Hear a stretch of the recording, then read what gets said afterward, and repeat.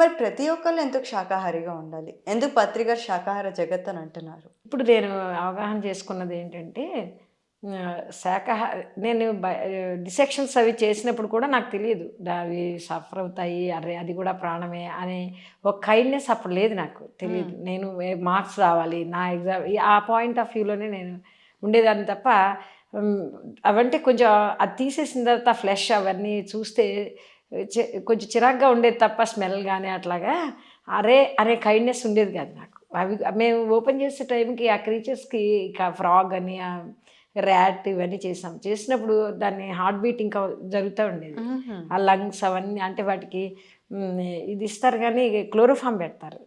అవి పార్షియల్గా ఎనస్థెటిక్గా ఉంటాయి కానీ అవి మాత్రం ఇంకా పనిచేస్తుంటాయి లోపల. సో మీరు ఒక శాకాహారి అయ్యుండి మీకు ఆ కరుణ అనేది ఉండేది కాదు? లేదు, అదే నాకు ఆశ్చర్యం వేస్తుంది.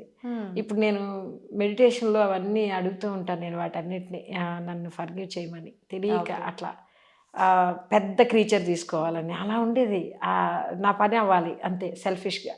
ఓకే ఓకే అంటే యానిమల్స్ పట్ల కరుణ ఉండాలి కాబట్టి ప్రతి ఒక్కరు శాకాహారిగా ఉండాలి. ఎందుకు ఉండాలి ప్రతి ఒక్కరు శాకాహారిగా? మనకు దెబ్బ తగిలితే ఎలా ఉంటుంది మేడం?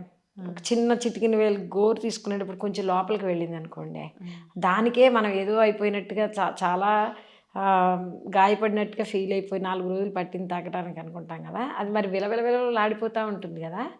మరి అలాంటి టైంలో మన ఫుడ్ కోసం దాన్ని ఇంకా when there is no other choice, తప్పదేమో సపోజ్, కానీ ఉంది కదా. ఎప్పుడో ప్రిమిటివ్ మ్యాన్ చేశాడంటే దేర్ వాజ్ మీనింగ్ అప్పట్లో, అది అర్థవంతమైంది.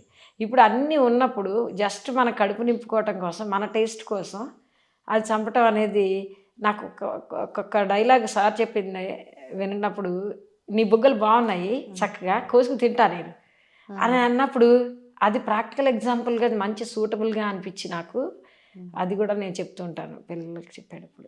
ఓకే ఓకే సో ఇప్పుడు మీరు బయాలజీ టీచరా? Biology teacher. ఓకే సో అయితే ఇప్పుడు మీరు ఏం డిసెక్షన్స్ అట్లా ఏం చేయరా? అవసరం లేదు. ఈ మధ్యన కొత్తగా చక్కని డెవలప్మెంట్ ఏంటంటే నేచర్ కూడా మనకి అది అందిస్తుందేమో అనిపిస్తుంది నాకు.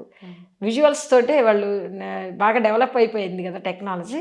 So we need not intersect them. Okay చూడక్కర్లేదు, చక్కగా విజువల్స్లో వచ్చేస్తున్నాయి అన్నీ అని నేను వింటున్నానండి ఈ మధ్యన. ఓకే ఓకే సో మీకు ఈ యానిమల్స్ పట్ల కరుణ అనేది ఎప్పుడు ఏర్పడింది? కరుణ అనేది పత్రిక ద్వారానే. నేను ఈ ధ్యానం క్లాస్లోకి వచ్చాకనే నాకు ఎంత ఆశ్చర్యంగా అంటే అంత కూడా ఆలోచించలేదా నేను అని ఇప్పుడు నేను కళ్ళు మూసి కూర్చున్నప్పుడు అలా గుర్తొస్తుంది. నేను పిల్లలతో కూడా అదే షేర్ చేస్తాను. ఎందుకంటే బయాలజీ టీచర్ అన్నప్పుడు ఏమేమి ఉంటాయి ఏంటి ఇలా ఉంటుంది లోపల సిస్టము అని నేను చెప్పవలసిన సందర్భం వచ్చినప్పుడు ఒక అమ్మాయి నన్ను అడిగింది కూడా. వాళ్ళు ఏంటంటే ఫిషర్ మెన్ అనమాట వాళ్ళ పేరెంట్స్ అందరూ. మరి నేను మాట చెప్తూ ఉంటాను, చేప ఎంత విలవిలా గిలగిలా కొట్టుకుంటూ ఉంటుంది కదా నాన్న, చిన్న చిన్ని కళ్ళు వేసుకుని మన వంక చూస్తూ అలా అన్నప్పుడు తను ఇట్లా ఆలోచనగా ఒకసారి మరి మీరు కూడా బయాలజీ టీచర్ చేశానన్నారు కదండి అంది. అప్పటికి నాకు తెలియలేదు నాన్న.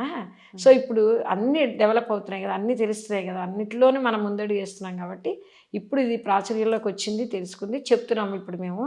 సో నేను చేసింది అప్పుడు కరెక్ట్ కాదు, కానీ అప్పుడు annoyingly it was done. So అది కరెక్ట్ కాదు. ఇప్పుడు మనకు చెప్తున్నారు చక్కగా విజువల్స్ వచ్చేసి, మాకు బయలాజికల్ సైన్స్ లెసన్స్ మధ్యలో కూడా రాస్తాడండి. ఇప్పుడు ఆ తూనీగా వింగ్స్ని పట్టుకుని ఎన్ని రెక్కలు ఉన్నాయి ఎన్ని కాళ్ళు ఉన్నాయి టెస్ట్ చూడండి అని చెప్తే దానికి ఏమి హాని చేయకండి అంటాడు.